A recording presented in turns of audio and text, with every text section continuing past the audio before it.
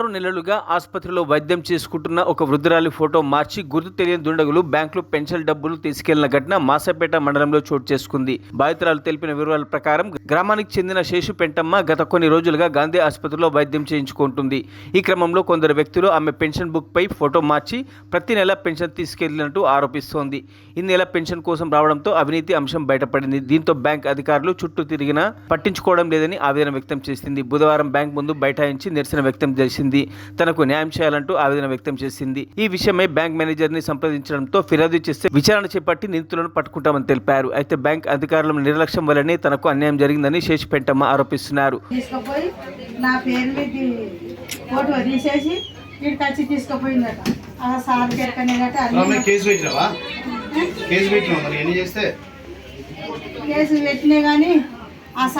FIR copy ఇవ్వండి. అది ఎంత పోయింది పాస్బుక్ అయింది నీకు చెప్పకుండా పాస్బుక్ ఎఫ్ఐఆర్ కాపీ ఇవ్వండి. నాకు సపోర్ట్ అవుతుంది. కేసు పెడతాం మీద ఆమె మీద తీసుకుపోయినట్టుగా సార్ కాగితం రాసుకున్నాడు. ఇప్పుడు నీ కాడ నుంచి అన్ని వాళ్ళకోటి తీసుకుపోయింది కదా, నువ్వు కేసు పెట్టినావా? నువ్వు కేసు పెడితే అది ఇవ్వండి, మేము కూడా కేసు పెడతాం. కేసు పెట్టు కాదు ఏం లేదు, ఇదే తిరుగుడు ఉన్నది. నాకు బాగాలేదు. మరి నీ వైపు నుంచి నువ్వు మరి అన్ని పాస్బుక్ ఇచ్చేస్తే ఎట్లా? నువ్వు ఆల్రెడీ తీసుకుపోయి సార్ ఇంట్లోకి వెళ్ళి మొత్తం కేసు పెట్టినవా లేదా? నేను కేసు ఇద్దరం పోలీసు పోదాంపా, పోలీస్ కాడికి పోదాంపా, కేసు పెడదాం.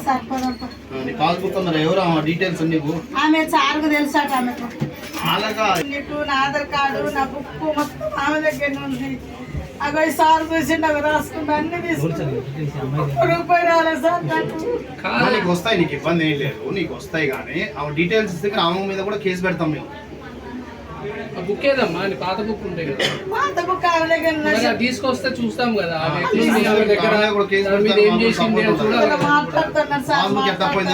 మా దగ్గరకు వచ్చి దొంగతనం తీసుకురమ్మనండి. ఎవరు తీసుకొస్తే మీరే అన్నారు ఆమెనే ఒప్పుకుంటలేదంటే ఇప్పుడు మీ ముందే చెప్తుంది. అదే అది వదిలిపెట్టండి, ఫోటో వదిలిపెట్టండి.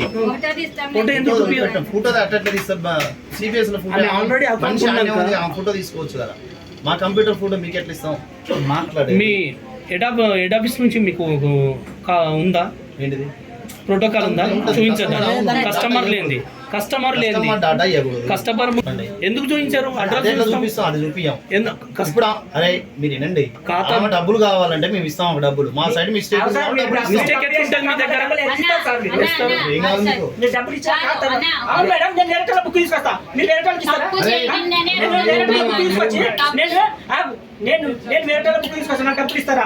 తప్పు జరిగిస్తాం.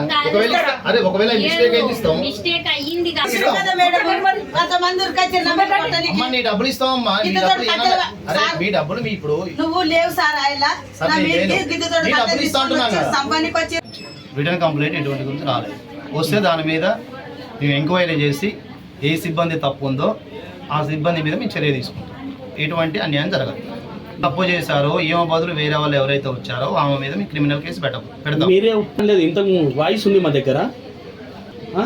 ఏ తప్పు చేసిందో మేము ఎంక్వైరీ చేస్తాం. కంప్లైంట్ ఇస్తే మళ్ళీ ఎట్లా ఎంక్వైరీ చేస్తారు? ఆమె ఇవ్వాలి కదా. ఆమె తీసుకుపోయిందేమో మాకు తెలియదు కదా. కంప్లైంట్ ఇస్తేనే కదా. కంప్లైంట్ ఇవ్వాలి. నీకు ఏమేం జరిగిందో లేను ఇంటికాడ లేని సార్. ఇంటికాడ లేని చూసి నా ఇల్లు సంధ్యలు ఉన్నది. దర్వాజా రాలేదు. నేను పానం బాగలేక దవాఖానలు ఉన్నా ఏడ గాంధీలా. నేను 6 నెలలకు రాలేదు. 6 నెలలకు పోయినా నా పింఛన్ వస్తుందని నేను అట్లే ఒప్పుకోవట. నా పింఛని కాగితం మీద బుక్ ఏంది ఫోటో తీసేసి ఆటోలో కూర్చొని నేను ముసలిదాన్ని నాకు సాధన అయితే లేదని వేరేటోళ్ళతో కాగితం రాపించుకొని నాకు 12,000 రూపాయలు తీసుకుపోయి సార్. నేను మొన్న 4 రోజులు వస్తే కూడా వేరే ఆమె కొంచెం పోయిందని చెప్పారు మేనేజర్లు. వస్తే కూడా వీడికి వచ్చినాక అడిగితే కూడా ఇయ్యలేరు వాళ్ళు. అసలు ఇయ్యలేదు. నేను తిరుగుతా ఉన్న 18 రోజులు అయితే తిరగబట్టి నేను ఆయనని తీసుకున్నా. ఇంకో మేనేజర్ చెప్పిండు, అందరు చెప్పారు.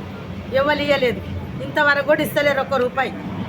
ఇక వస్తున్నా తిరుగుతున్నా పోతున్నా. అన్నం లేదు, ఆగారం లేదు, దిక్కు లేను. పచ్చింది నేను. నాకు ఎవరిక ముందు ఎవరు దిక్కు లేరు. ఇదే పిచ్చిని మీద బతుకుతున్నా నేను. బ్యాంక్ వాళ్ళు ఏమంటారు?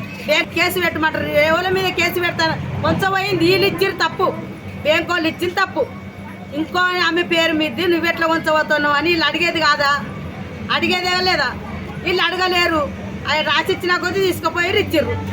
మరి వీళ్ళ తప్ప నేను ఇంకా కేసు ఎట్లా పెడతా? వీళ్ళ తప్పు ఉన్నాక నేను కేసు పెట్టా.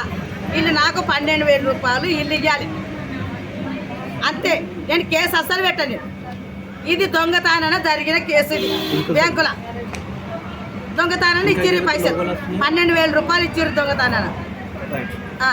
నాకు వెనక ముందు దిక్కులేరు, ఎవ్వరు లేరు నాకు. మరిన్ని అప్డేట్స్ కోసం మా ఛానల్ని సబ్స్క్రైబ్ చేయండి.